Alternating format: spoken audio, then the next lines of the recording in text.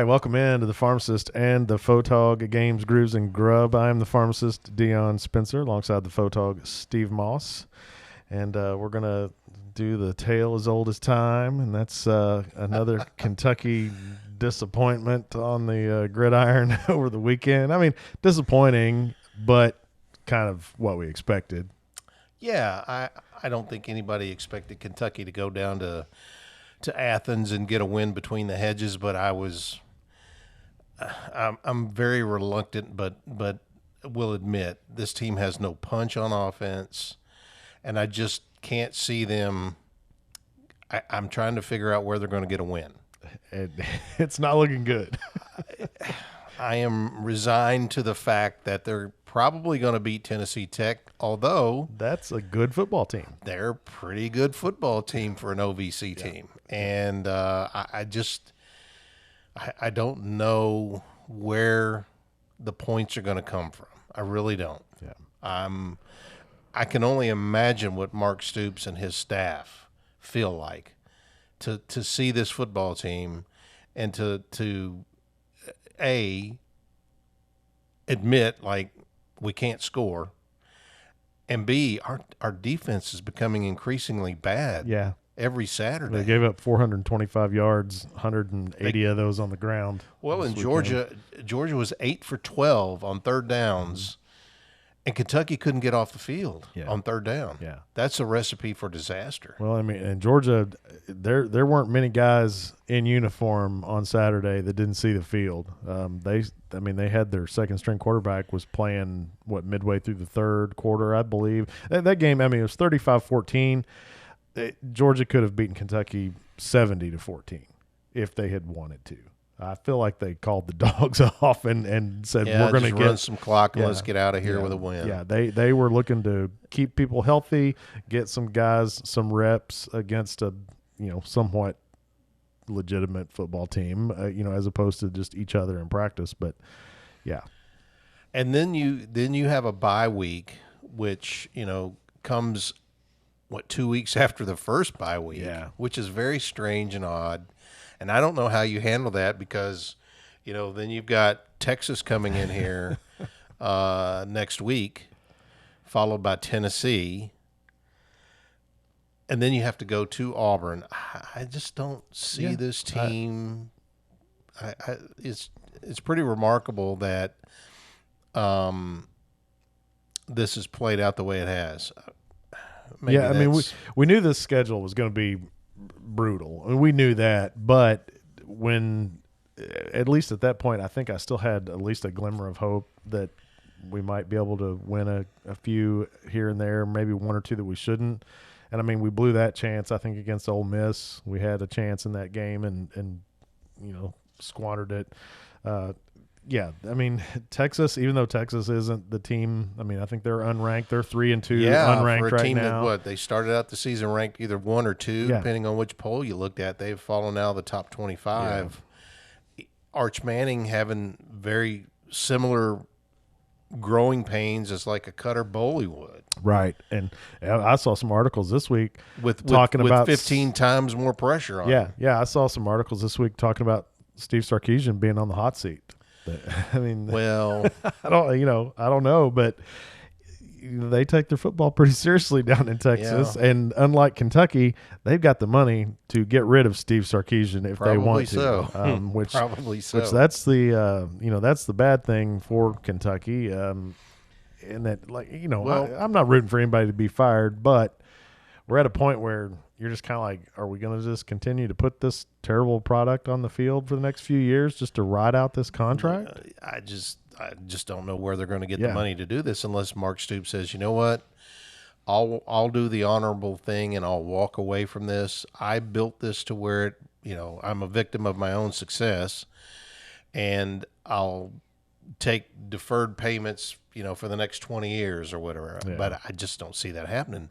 They owe him $38 million, and they've got to pay it in 60 days. Yeah. That's the real kick in the nads. That's a great contract there, Mitch.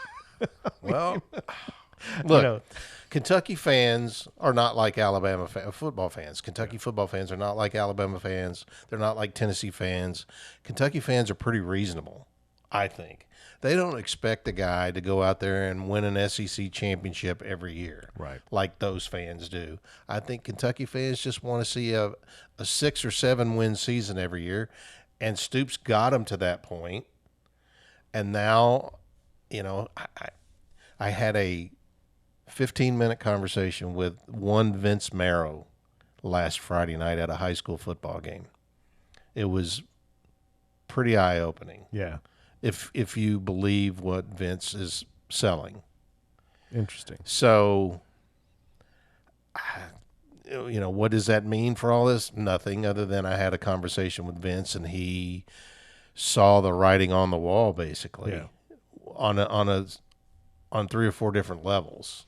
Yes. Is basically what he said. Does Mitch let Stoops come back with the promise that he's going to go get another offensive coordinator? I think Kentucky fans are sick and tired of the merry-go-round offensive coordinator office. Yeah, I mean, like I've said here before, I don't know what you do. We've plugged in one offensive coordinator after another, and the common denominator seems to be the same guy. In that, I don't know. A lot of these guys go on and have success, or they have success before they get to Kentucky. I was about to say, then they have success after they leave Kentucky. I was about to say, one Liam Coen. If you had to vote right now, he would be the coach of the year in the National Football League. Right. I would think. He's 4-1. The Jacksonville Jaguars are 4-1. They haven't been 4-1 in 15 years or whatever. And they completely had that game in control the other night against Kansas City, I thought. Yeah. But back to UK football. I just can't see them getting another win this year, except when they host Tennessee Tech, and now even that's off the table. Yeah, and the only thing I look at it is, I was saying last year I felt like Kentucky needed to just go with Cutter Boley and have their growing pains, and that's where we are now. And if I try to take anything positive away from the Georgia game, I mean, he was 25 for 41. He threw for 225 yards, had a couple touchdown throws, 1 pick. I felt like he did a better job of getting rid of the ball in a little bit more timely fashion. He didn't seem to get completely flustered, on most of the plays. But, Georgia's defense completely shut down Kentucky's running game. We got 45 yards on the ground. So, the one aspect where we've been able to at least look somewhat promising, that was completely closed off. Then our, superstar kicker picks the Georgia game to miss his first field goal of the year. It was a chip shot. Yeah, for the most part, and he yanked it. I mean, it's 3 points. I don't know. Right, that wouldn't have mattered. What bearing it would have had on the final score, but yeah.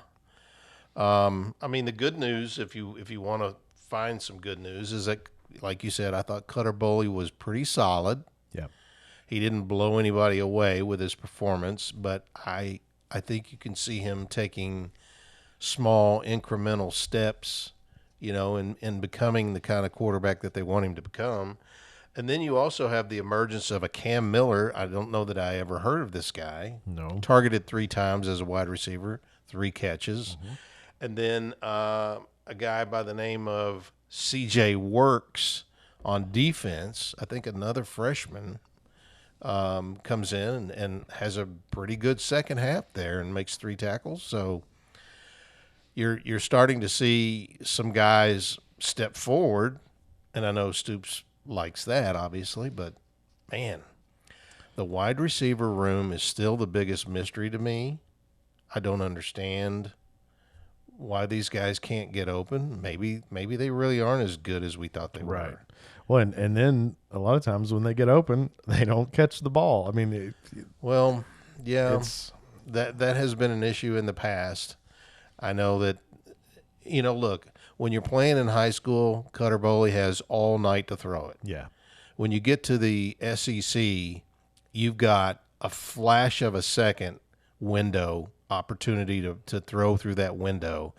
And these guys are so good, man. The defensive backs in this league, those windows close quickly. Right. Well, that to me has been the biggest issue all year. Right. And Cutter has to see that window a split second before it's there. Yes, he's got to be anticipate. throwing, and so that means he and his wide receivers have to be on the exact same page. And there's been a few times when it looks like we're not only not on the same page, we're not in the same chapter a couple of times with some of the routes, but hopefully we'll just continue to build. And I'm just resigned to the inevitable. We're gonna lose just about every game left, and we're gonna come back next season with Coach Stoops, which we've talked about this before. I'm fine with him. He deserves the chance to turn it around and fix it, but when it's just the same thing, when it's the clock management issues. The clock management issues is a big disappointing part of it for me, because he's been here 13 years. Okay, I can expect it the first couple of years because you've never been a head coach. Although, you're from a football family, you should know. Right. You've got to have somebody on that sideline reminding you, okay, here's the down and distance and the time situation. We've got to be, aware of what's going on the clock. But 13 years later, I don't understand that. Yeah, we can. The pre-snap stuff is starting to come back a little bit. I thought that that was a point of emphasis for these guys this year, and they, for the most part, have done a good job. The silly penalties, you're starting to see more and more, and I think it's probably just frustration of the season now wearing on these guys. And as far as the fans concerned, the apathy is starting to set in, and that really is a coach killer. Yeah. That's the coach killing part of this whole thing, is just the apathy of the fans. And, wouldn't you know it, that the second bye week comes at this point where there is Midnight Madness, media day for basketball. It's Keeneland. Just, there's so many other things to do in Lexington you. right now. And, it's kind of like once people kind of fall off the wagon, they're going to fall off completely. And especially, there's just, they're not going to come clamoring back to watch us, lose to Texas and then lose to Tennessee. And I don't know. Well, the good news, did you know this? There are 49, beginning tonight, we're taping on Wednesday night. There are 49 consecutive nights of football on TV. Gosh, man, that's glorious, isn't it? I mean some of these games are not great. But still, it's football. If you love football, there's 49 consecutive nights of televised football. That's pretty either impressive. College football or the NFL. That's fantastic. It's pretty crazy. That's a idea I can get behind for sure. And this weekend Kentucky's off, but there's a couple games I'm going to have my eye on. Number 3 Oregon is at home against number 7 Indiana, which I don't know that I'm 100% sold on Indiana, just because I know they had a good season last year, but ultimately when you look at their schedule, they don't have a whole lot of marquee games, and this is one of them. So it's time for them. They can put up or shut up. If memory serves, their quarterback, Indiana's quarterback, who has now become I think the favorite during this week, the favorite to win the Heisman, I think he's an Oregon transfer. Ooh, I didn't realize that. I think that's one of those things where I could be totally wrong, but I believe I saw where he is a transfer from Oregon. Yeah, I feel like us living in Kentucky, we just don't watch Oregon play football because you can't. It's too late. Same thing with with all the NBA teams that play out on the West Coast. You almost never see them play because they start too late. Another good game this weekend I'm interested in is number 8 Bama travels to number 14 Missouri. That one's got the potential to be a really good game. So there's some good football on this weekend for sure. Louisville is also on a bye week this week. I'm kind of excited because the following week they get to travel down to number 2 Miami, and I think that's where we're going to find out what kind of football team Louisville has. They lost. Was it last week? They lost to they lost at home to Virginia at home. Yeah. So at the Big Slice. Yeah, I kind of feel like they could go to Miami and just absolutely get clocked. Because Miami's just that good. And that's not going to hurt my feelings if that happens. So we'll see. I'll definitely be picking Miami in that one. Yeah. I think it'll be interesting to see what the spread will be on that one. There's no telling. Miami is a good football team, that's for sure. I think that's all we got on football. Unless you want to talk NFL. Yeah, I mean, we talked about the fact that the Chiefs, lost to the Jaguars the other night, and that makes them 2-3 on the season, and people are freaking out. I mean, what are they going to do if Taylor Swift doesn't go to the Super Bowl? I mean, yeah. Look, I'm a huge Andy Reid fan. I think that guy is the best coach in football right now. But it's like the oversaturation of the Chiefs and Patrick Mahomes and Kelsey, and then you throw Taylor Swift in the mix, and it's like, come on, please, can I not get away? Yeah. I see now why football fans hate the Cowboys, because, America's team, that whole moniker, and they were always on prime time, or, they had the prime time slot every Sunday, and now it's the Chiefs, and it's like, I am so sick of that, Well, watching that game the other night, the Jaguars gave the ball back to the Chiefs with, just right at 2 minutes left. Yeah. A little over 2 minutes maybe. And I thought, that's too much time. Yeah. Mahomes is going to score. And sure enough, he's been good at that. He marches it right down the field. They score. And I remember sitting here on the couch thinking, okay, the Jags are going to get the ball back with, it was like a minute 20 or something like that. And I thought, is Trevor, is he the guy? Is he the dude? Can he do the same thing? And immediately hits a nice out for probably 30 or 40 yards. Yeah. And they hit several nice passes where the guys were able to get out of bounds quickly. But that last play, man, I mean, dude fell down twice. Well, did you go back and see the replay where I think it was the guard, right guard stepped on his foot? So he goes down, then he gets up and goes down again. The second fall was of his own accord, for sure. But the fact that, you fall down twice in the NFL with the speed of the defenders, the fact that you can fall down once and not get just absolutely crushed, but to go down twice and then still get up and run it in, 7-8 yards or whatever he did for the winning score, that was pretty impressive. And now Liam Coen is the toast of Florida. Yeah. I mean, he needed to have this to put that horrible opening press conference away when he came out there, and I can't remember what kind of goofy yell he had at that opening introductory. Stuff? Yeah. Yeah, that's a moment. That a neighborhood there? I think so. I think that's a moment he'd like to have back. Yeah, he'd like a do-over on that. But at least I think Duval. Yeah, they've forgiven him at this point. Do you remember when Liam Coen had the medical situation at UK? Vaguely. You remember that? He missed a couple of games. It was I think it was a heart issue. Yeah. I think they did tell us that. I found out later that at one point I think he flatlined. Ooh, and wow. They brought him back.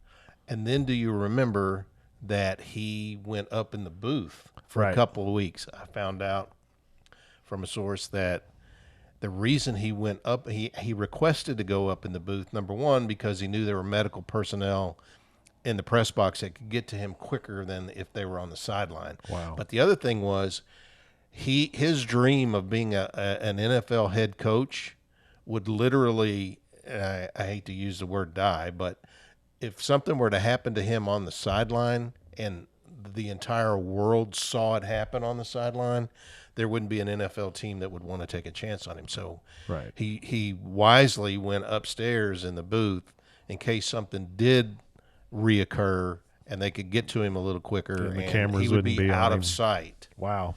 Yeah. Did not know his that. dream was always to coach in the NFL and be a head coach, and now the guy is tearing it up in his first season. Yeah, it's fun to watch for sure. And I never thought that Trevor Lawrence was an elite quarterback. No, but maybe he's just not had the right pieces around him and the right leadership. So who knows? He could step up. When I look at stat lines across the NFL every week, there aren't very many guys that I think are elite. There are a bunch of really good, serviceable guys who manage their playbook. They take advantage of the guys they're playing with, but there aren't. It feels like Mahomes, Allen. That's really about it, right? Is there anybody else? that you can count Dak, on? is Dak an elite quarterback? I don't know. I mean, You've got some youngsters who have been in the league 1 or 2 years that are probably going to be. yeah. It's I don't know. I mean, it just feels like, when you go back to I hate to be like the old man, but you think about, it just seems like there aren't many guys anymore that throw for 350, 400. Yeah, I think the league has evolved a little bit there. Yeah. So, I mean, because it used to, it was nothing to watch Brett Favre or, Troy Aikman or somebody throw for just Go back and ridiculous sling it. numbers. Yeah. I mean, that just doesn't, that just rarely happens anymore. So, sometimes it's kind of fun to see those fireworks going and guys just winging it all over the field and getting it up and down. So, I don't know. It'll be fun to watch and see what happens with the Chiefs if they can get it dialed in. Well, they get to host Detroit this week, so it's not going to get any easier. No, they're 2.5-point favorites at Arrowhead. So interesting. That'll be a heck of a game. Yep. I do like Dan Campbell and the way he coaches his team. Yeah, toughness. I like it a lot. Yeah, and I mean, I don't necessarily have. I mean, being where we are, I've always kind of rooted for the Bengals, but I don't have a team that I am just tied to. I have relatives that lived in the Detroit area, and I can remember as a kid getting to go to the old Pontiac Silverdome and thinking that was the biggest building I had ever seen in my life, which it may have been at the time, but just thinking that was pretty cool. So, I mean, I do have a soft spot for Detroit. Plus, they just sucked for so many years. Forever. I thought they were going to win a Super Bowl last year. Yeah, the fact that they finally have put it together and have the right people in place, that's pretty awesome. So, yeah, I agree. It's good for football. Yeah, it is. It is. All right, shifting gears. One of those things that'll take our mind off of UK football is UK basketball, and it's getting fired up. We had Media Day the other day. We had Media Day on. Go to that one, or yeah, I did. Yeah. Even though I'm off on Mondays, it's all hands on deck when it comes to Media Day, whether it be football or basketball. But yeah, I was very impressed with. Of course, these guys are sitting behind a table, and we're standing in front of the table with microphones and cameras. But I was very impressed with these guys. This is a very well-spoken group. They're all. And they're pretty young. I mean, for the most part, there's a lot of younger guys. I mean, we do have a lot of transfers, but what, 6 transfers? Yeah, 6 transfers, and none of them, I don't believe, have ever been exposed to this kind of a media coverage. Right. So that's going to be new for them to just constantly have cameras and mics in their faces. But I was very impressed. And what we do is there's 4 of us, 2 and 2, and they have them, if you can imagine the practice gym, they have them around the edges of the floor. So we all start at the middle, and we work our way around backwards towards each other. But we talked to maybe like 6, and I was very impressed with Yelovich. Yeah, Yelovich. Still don't know yet if that's official or not. And he admitted, like, first couple of weeks here he struggled. Yeah.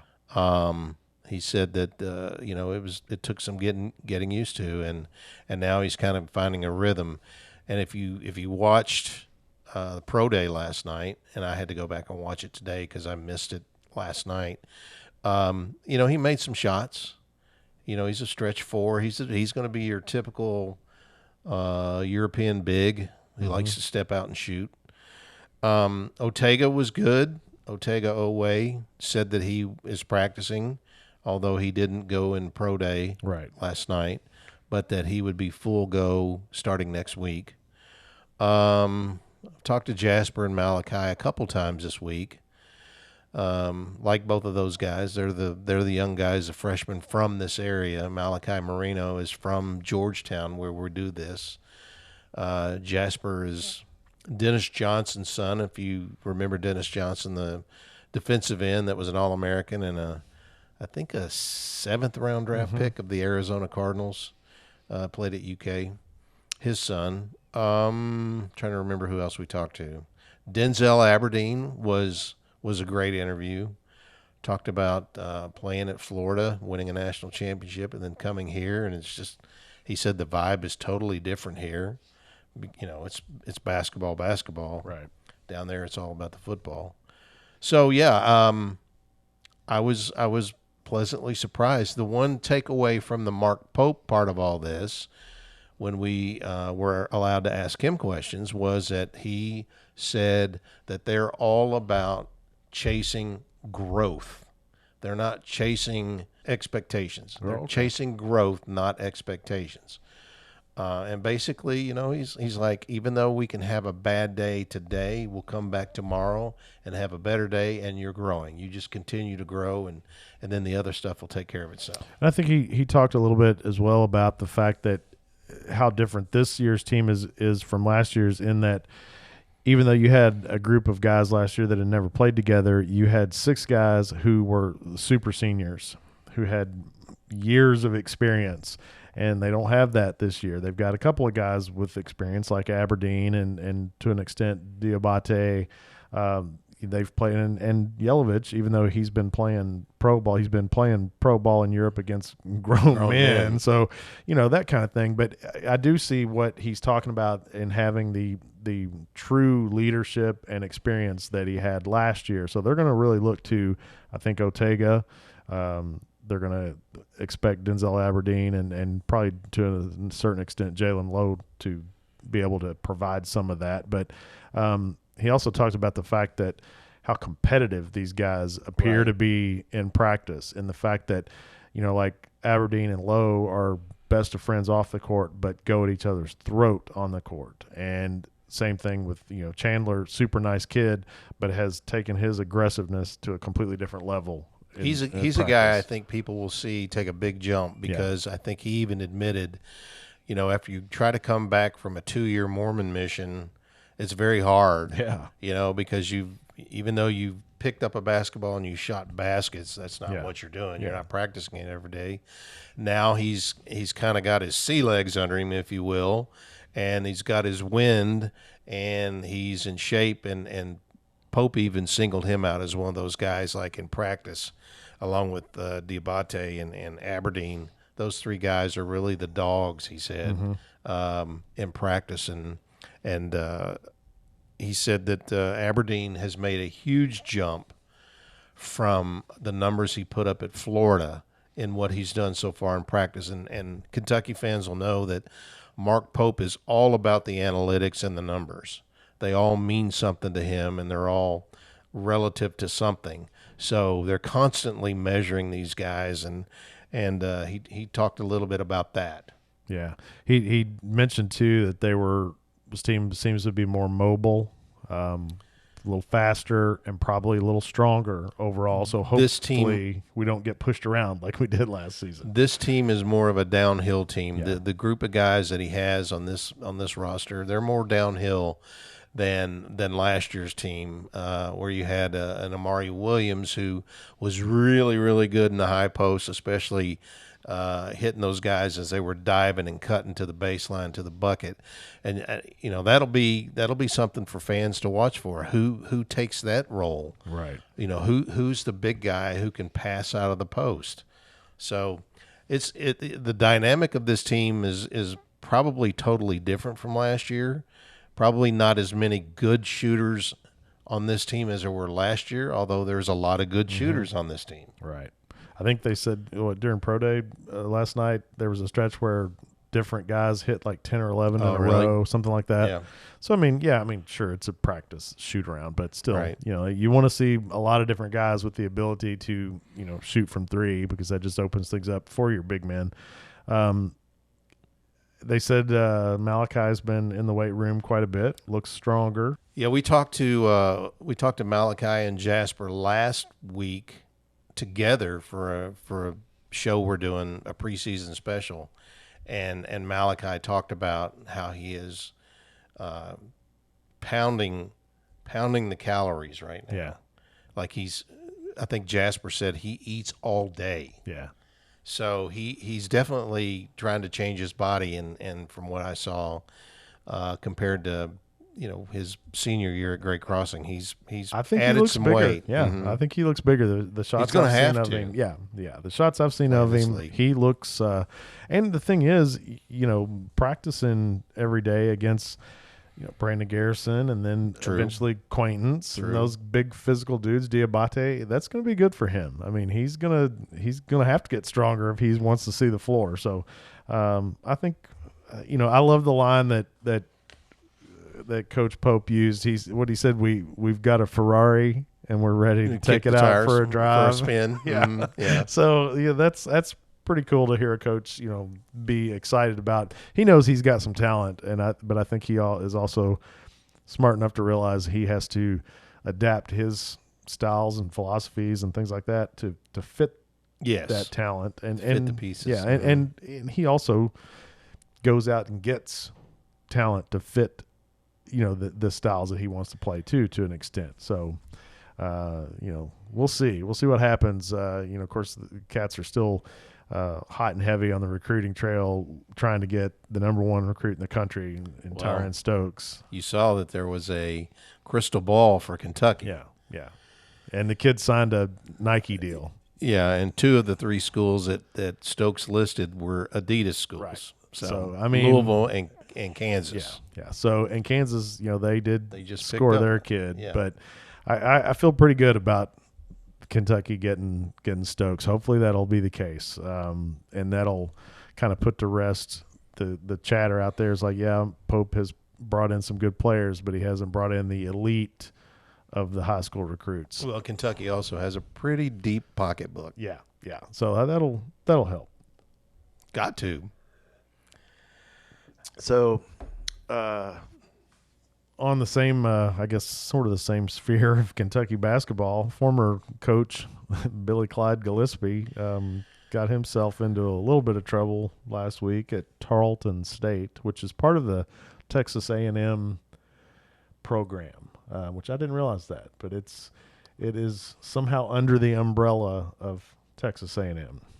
Well, as long as it's not Texas Tech, because he got in trouble there too. Right. So I did read today he got reinstated. I did see that today as well. They did a brief investigation of it. This comes on the heels, obviously, of the Texas Tech thing, where he was in the middle of an investigation, and depending on who you listen to, Texas Tech was close to maybe finding something, and Billy Clyde decided, I'm out. Yeah. And he resigned due to health reasons. Yeah. I will tell you, his second season at Kentucky, he came to our management when we still had when KYT still had the contract to do the coaches shows and stuff. He came to our management and said he would like to do a Hard Knocks kind of show, and so we shot, probably myself and a couple other guys, probably the first 16 or 17 practices. Wow. I mean, I was over there from sun up to sundown. And I will tell you, the guy coaches them very hard. Yeah. Almost to the point like you're going, dude, what are we doing here?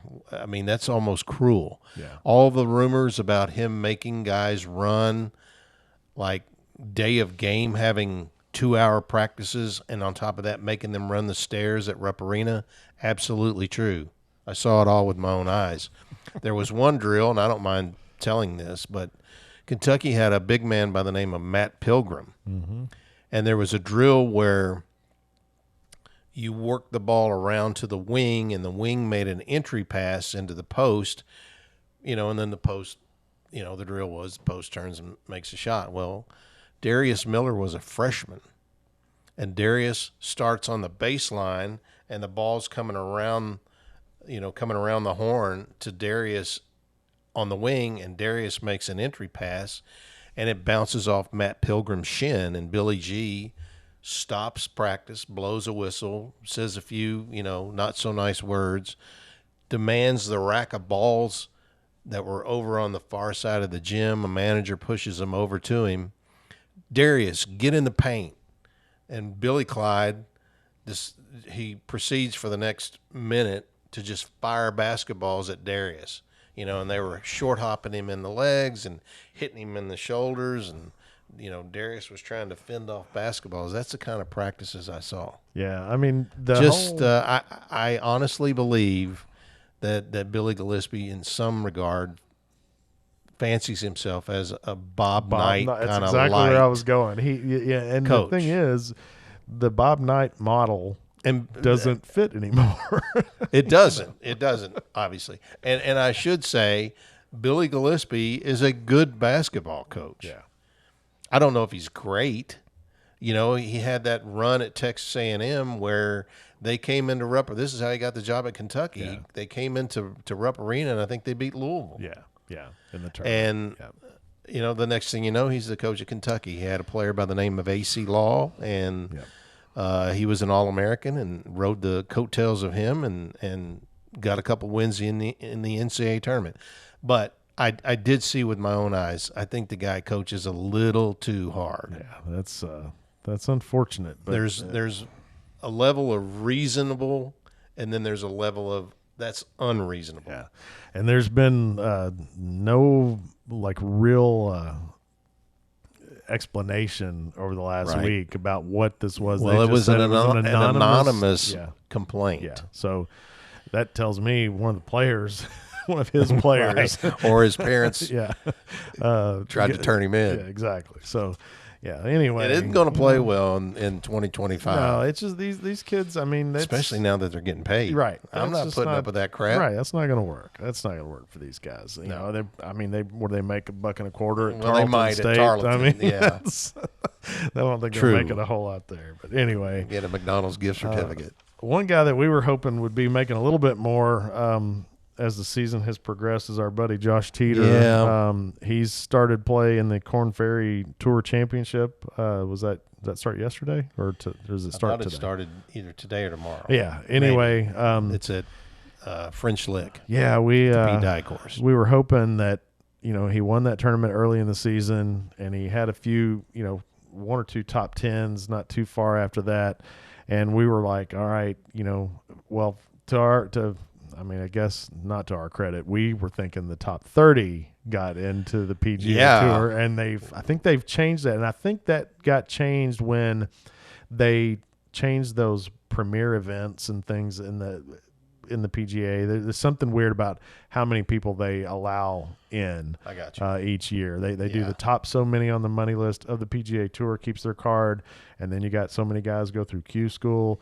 And then you got so many guys on the Korn Ferry Tour. And unfortunately, I believe the Korn Ferry guys were the ones who took the brunt of the deductions. Well, I thought it was top 25. Yeah. But whatever. Anyway, Josh He's 26. Yeah. He's currently at 26 on the money list. Yeah. And he'd have to win this thing to get in it, to get his card, his tour card. And, it's just it's disappointing because he is a friend, and when they come play the event here in Louisville now, he's always the biggest draw. The biggest crowds are always following Josh. So, I was really hoping to see him, get his tour card back and have one more crack at it, in his mid to late 40s, and be able to pushing 50. Yeah. So, hopefully he can continue to work it around a little bit and then maybe have a go at it on the Champions Tour. I think he'll probably play golf on the Champions Tour. I would hope so, but you don't want him for the next 3 or 4 years still playing on that on the Korn Ferry. But he's made a good living at it. Yeah. It's just the grind of it all because he's an independent contractor, and you've got to schedule your own travel. You've got to pay for your own hotels. It's not glitzy and glamorous like the PGA Tour is. Yeah, I mean, when you look at Josh's overall career earnings, you see a figure that's several $1 million, and you think, oh yeah, this guy's done well for himself. When you look at what it costs to play golf every year, no, he's not on a private jet jetting about. They struggle. These guys struggle. That's for sure. But he's a good person, and that's all that matters. Good dude. Yep, good dude for sure. Anyway, all right. I did go to not a musical show this week, but Sunday night I did go over to Louisville to see comedian Nate Bargatze, who is arguably the hottest comedian on the planet right now. I read somewhere that he's the #1 draw as far as ticket sales, live comedians in the country. He's fresh off hosting the Emmys. which is a thankless job, trying to please everybody, which he didn't. A lot of people didn't care for it. He didn't do what a lot of those award show hosts do, which is make fun of a lot of the stars that are sitting out in the seats. He's just it wasn't a roast, though. Yeah, he's like, that's not my thing. He's like, I just don't do that. But anyway, he rolled into the Yum Center in Louisville, where the Louisville Cardinals play basketball, and they listed it as a sellout. He had about 19,000 people there, which is amazing. Which for is a record. Show. It is a record for a comedy show at the Yum Center. They did say that. And it was pretty cool. It was different than any. I've been to a couple of big arena comedians before. This was the first time. He has a guy. I think his name was Julian McCullough, who is the host, like MC, and he came out and did 15 or 20 minutes at the beginning, because apparently the show was supposed to start at 7, and Louisville traffic, which is always Nate bad. didn't make it to arena? No, Nate was there, but they knew they had an arena full of people, and less than half of them were there. So they actually did not bring out the first opener until 7:30. But this dude had to sing and dance and kill time. He vamped, and he's good because he actually worked the crowd a little bit, the people in the front rows, and he had some stuff about that, but he came out in between. There were 3 comedians that were openers. They all did anywhere from 5 to 10 minutes. And Julian would then come out in between each one, tell a few more jokes, and keep the show kind of moving. The guys that are out there with them, Julian McCullough included, are all longtime friends of Nate Bargatze. So that was like clue number 1. If you didn't already know, he's a super nice guy. But the fact that he has taken these comedians that struggled along with him 20, 25 years ago in New York City trying to make it, and now that he's made it, he's bringing them put along. Those guys on his tour, and I'm sure they're making a pretty solid living getting to go to all these cities. So there were 3 guys that did, opening bits.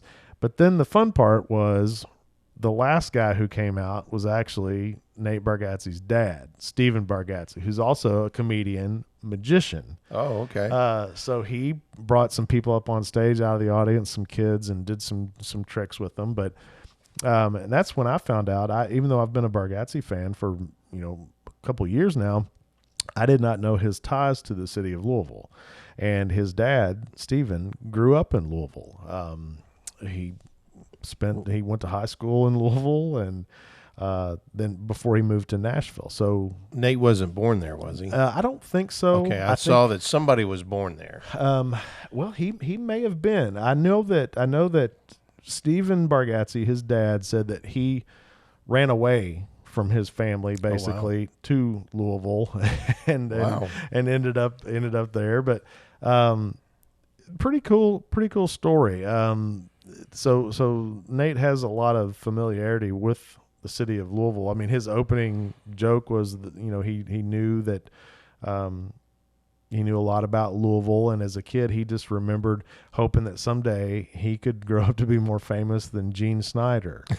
And if you don't know, if you're not from around here, which probably most people aren't, there's a road in Louisville that's like circles a good portion of the city, called the Gene Snyder Freeway, and I don't know who Gene Snyder is, but either. Yeah, I thought that was just kind of funny that he said he hoped to someday be more famous than Gene he should Snyder. have said, I hope to be more famous than Muhammad Ali. Yeah, because he is the favorite son of Louisville. Yeah, and he, it takes a lot to be that transcendent for sure. But sure.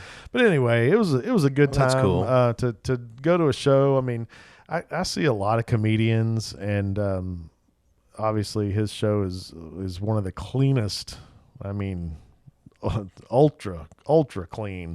There was not the first off color or remark or anything made by any of the comedians in that lineup, which is kind of a rarity these days. Let's face it. But Bargatze's stuff. I mean, most people are familiar with the skits he's done on Saturday Night Live. The George Washington skit, I think, is a classic. That's really good. But he just has that dried, the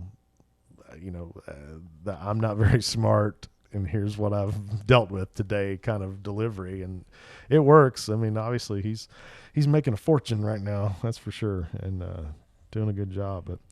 But one concert that you said you didn't think you would try to partake, but we found out this week that Rush is going back on tour after 11 years. What are they calling it? The 50-something tour? Yeah. Yeah, after Neil Peart died, I thought, well, That's it. that's, he was as much Rush as anybody.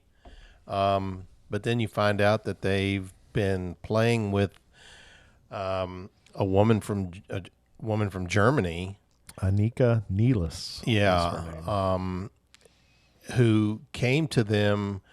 Geddy Lee, the frontman for Rush, his bass tech said, "Hey, you ought to take a look at this girl," and they invited her to fly to Canada, and they, quote unquote, played some experimental stuff, and they liked her well enough that they went to Neil Peart's wife, his widow, and their daughter, and got the seal of approval, and they're going to hit the road. Yeah, I mean, and I'll be the first to admit I don't know anything about this lady. I pulled up some YouTube stuff, and I think I sent you a couple of clips. Yeah. She's pretty acclaimed in Europe. Yeah. She's got lightning quick hands, and I like some of the stuff I've heard.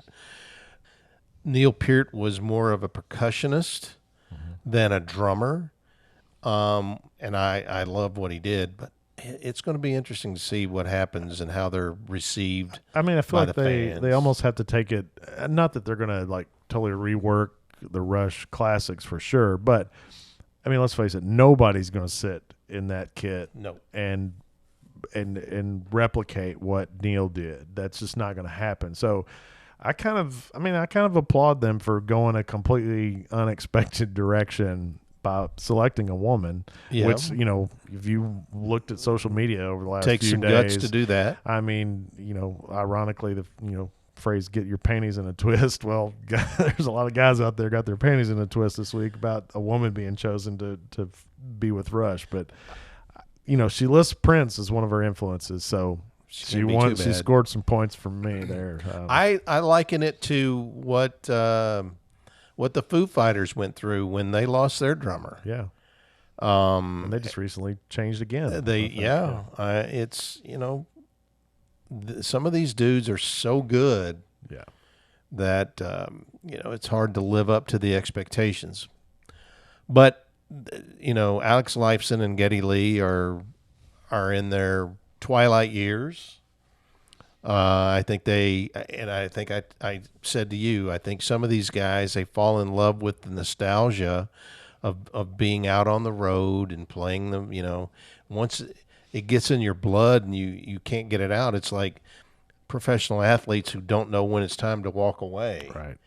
But I think there's probably been enough time now between Neil Peart's death and the last time Rush played, as Rush. Yeah, 5 years since he died, 11 years since they were on tour. So That I think fans probably are going to want to see these guys again one last time. Yeah, and I think it seems like they're kind of doing it the right way. I mean, based on what I was reading, it's only about 10 cities. Right. The big cities: L.A., Chicago, New York, Toronto, Cleveland. I think Mexico City's on there, and then a few others. But that's. I've got a feeling they will kind of feel it out and see how it goes, and then I would imagine that if it's successful and the reviews are good and Geddy Lee's voice is, she's a rock drummer. She toured with Jeff Beck, so I think that part is going to be okay. I think she's going to be okay there. It's all the little intricate stuff that he does or did.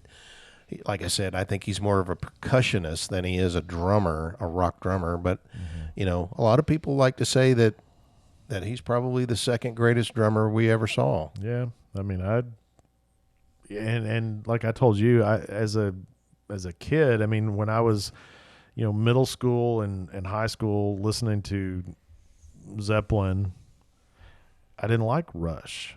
I didn't like Led Zeppelin either. Yeah, right. I didn't Until I like got Rush to college. because I didn't like Geddy Lee's voice. Still don't care for Geddy Lee's voice, but I unique. can certainly appreciate now the musicianship and the intricacies of what they're doing and just how good it sounds for a trio. Yeah. For a 3-piece rock band, they're pretty damn good. Yeah. There aren't too many of those bands out there that have done it and done it on that scale for sure, as a 3-man band. But I don't know if they were coming to Lexington, I might go. Cincinnati, I might go, but I'd go to Cincinnati to see I'm a Neil Peart fan, so it's not that I'm boycotting. It's just that I know she can't live up to my expectations. Well, and you saw them. I've seen them 3 times. Right. I've seen them 3 times, and they're really good. Yeah. They're So really good. and I can certainly respect that, knowing that you've got you've got Rush, how you picture them, how you saw them those times, and you don't want to. It's like Kiss without Ace or Peter, right? It's just different, for sure. Or or like Led Zeppelin without Gonzo. Yeah, it's like when they let those other 2 dudes drive the General Lee on the Dukes of Hazzard when those 2 cousins showed up for that one random season. It's like, wait a minute, what are we doing here? Anyway, hopefully that won't be like this. No, I think Geddy and Alex have handled it about as well as can be. Yeah, I think expected. So, for sure. Anyway, I'm trying to think. I don't have any concerts lined up like in the immediate future. I've got a couple of shows. They'll get here pretty quick though. I mean, I've got my Herbie Hancock show coming up in November, which I'm super excited about. Looking forward to that. But on a musical standpoint, or like vinyl anyway, I'm going to be selling records this weekend at the Country Boy Fall Bazaar that they do every year, which has grown over the last, I don't know how many years they've been doing it now. This Country Boy in Georgetown? Country Boy in Georgetown. I think they said there's going to be over 60 vendors. And 59 of those vendors are going to be actual artists and that kind of thing, with actual handmade products or goods and services and that kind of thing. There's going to be one guy out there selling records, and that's me. I don't know why Mason wanted me to come out and do it, but I'm more than willing to go out there and hang out. It'll be a good time, but it is really fun. We always go out there and shop every year, and we end up buying a bunch of Christmas presents and things like that, because there's some really unique artwork will show up at this thing, and it's very well attended. They've learned how to set it up and put it on, so now we just have to hope that there's good weather is what we got to be excited for. So I don't think there's any rain in the forecast. They couldn't. We got all the rain yesterday here. We record amounts. What, 5 inches or 5 or 6 inches in Georgetown yesterday? Mm-hmm. Yeah, it was after having no rain for the last like 6 or 8 weeks. Yeah. We got all the rain in one day. But yeah, that'll be par for the course, I guess, is we'll not have any more rain for a while. But before we went to our show on Sunday, we went to have dinner in Louisville. I tasked my wife on the drive over. I said, hey, find us someplace that we can walk to the Yum Center, and because it was nice out. And she found a place and read off some of the things on the menu, and I was like, yeah, that sounds great. We get parked, and we start walking towards it, and we realize we're getting close, and that's when it hit me that this place was the hotel restaurant at the Marriott downtown Louisville. And typically, I don't know about you, but I just, when I'm on vacation or if I'm traveling, I don't ever eat at the hotel restaurant. Not unless it's it's got to be a classic place, a late night, yeah. Or unless you're like in Louisville, people stay at the Sealbach or the Brown, and those restaurants are acclaimed, sure. Right. But usually the Marriott restaurant is not going to be one that you're thinking is going to be. It's got to be late night room service. So anyway, we went, and I mean the place looked pretty busy, so I thought, well, it must be all right. It's called Proof Kitchen and Bar, or not Proof, I'm sorry, the Porch Kitchen and Bar. And we just looked over the menu and found a few different things we wanted to kind of share. We did some of the best Brussels sprouts. We're both big Brussels sprouts fans. I love them. But they had a apple caramel bacon with smoked almonds and crushed red pepper. We'll put up a picture of those. I might actually try those. Yeah, they're amazing. And they had a little kick to them, a little spicy. We got the wedge salad that had a giant slab of thick cut bacon draped over top of it. You see that here in the picture, thick cut bacon and gorgonzola cheese, really good. And then we split some fried chicken, and fried chicken was phenomenal. So yeah, I would definitely go back to that place and eat again. It was worth it. Very good. The Porch Kitchen and Bar in Louisville. And the cool thing about it was the actual restaurant was pretty much full. They told us it was going to be 35, 45 minutes. But they said you can go into the hotel bar and sit at the bar, and they will serve the same menu at the bar. They had a bar in the restaurant, but then they also had the hotel bar that was like off the lobby.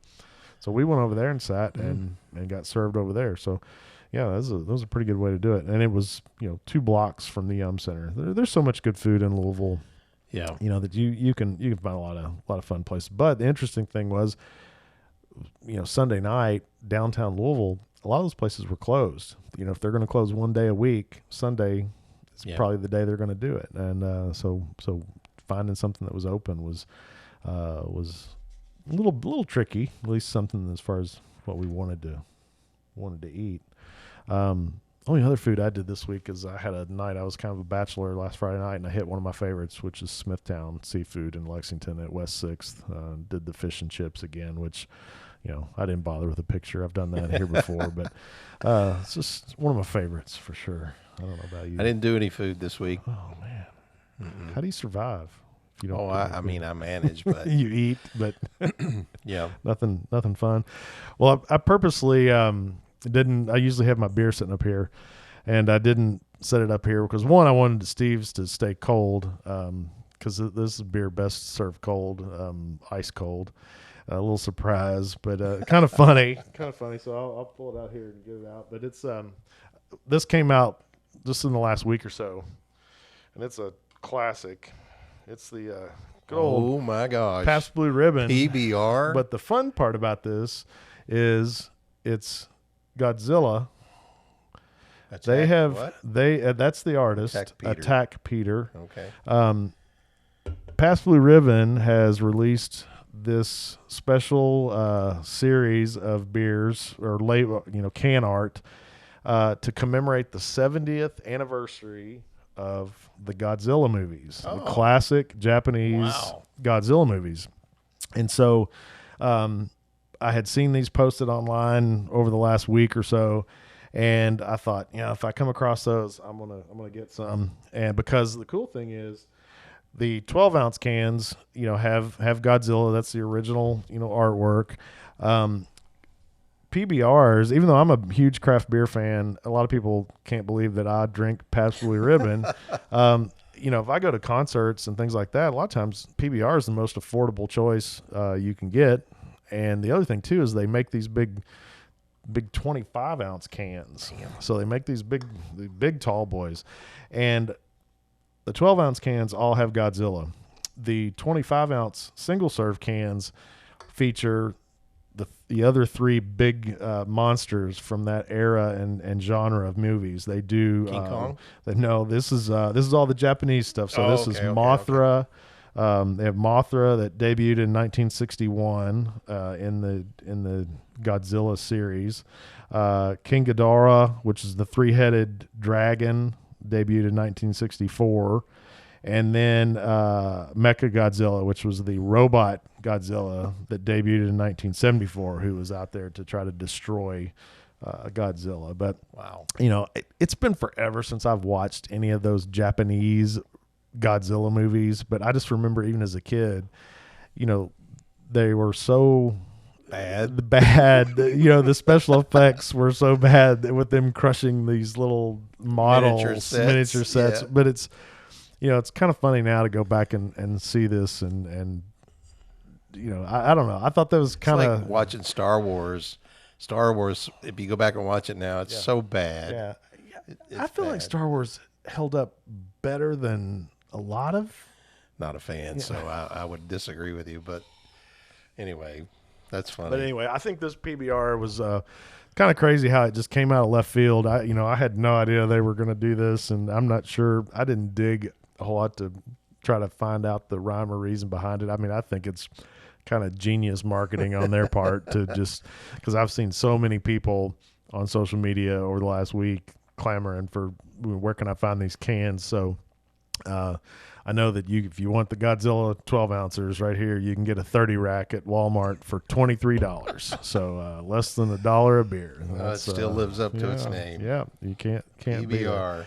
And I don't mind it. It's I think every beer has its place. That's for sure. But anyway, that's funny. If we've got anything else for tonight? We'll keep an eye on. That's a good way to end it. Yeah, we'll keep an eye on the Cats. I'm sure they're going to be primed and ready to go against Texas in 2 weeks. So we'll see what happens. But anyway, yeah, I'm not too confident. I think it's going to be cool, though, that Kentucky fans actually get to see Texas come to Lexington. Yeah.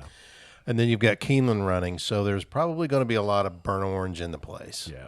Yep, I think you're right. Yeah. And then the following weekend when Tennessee comes into town. Yeah, that really, unfortunately, really I think orange. the apathy is going to be hot and heavy, and Kentucky fans are going to be selling those tickets. Yeah. I don't know if they'll have any luck selling them. Well, they'll sell them to the other team for sure. Yeah, you can't. It's going to be difficult to sell. A lot of orange those else. 2 weeks for sure. And people like to travel to come up for Keeneland. That's a special time in Lexington. If you've never been, that's a good double to Central Kentucky. There's a reason that Hollywood comes to Keeneland when they need to film some horse racing scenes. Mm-hmm. I've not been to a ton of different tracks, but I watched to go Saturday. I watch the Breeders' Cup every year when they move it around to different tracks, and there's some nice tracks out there. There's nothing like Keeneland. It's a special place. So yeah, I go out there. I'm not even much of a bettor, but I'll go out there and do a little people watching, and always get a chili dog and maybe some bourbon bread pudding. Those are the two must-haves when you go to Keeneland. Maybe a little burgoo. So there's all kinds of good reasons to go to Keeneland. The chili's good too, by the way. Yeah, very good. All right, well, I guess until next time, get out there and get yourself a Godzilla Pabst Blue Ribbon and cheer on your favorite team. PBR, baby. We'll see you next time.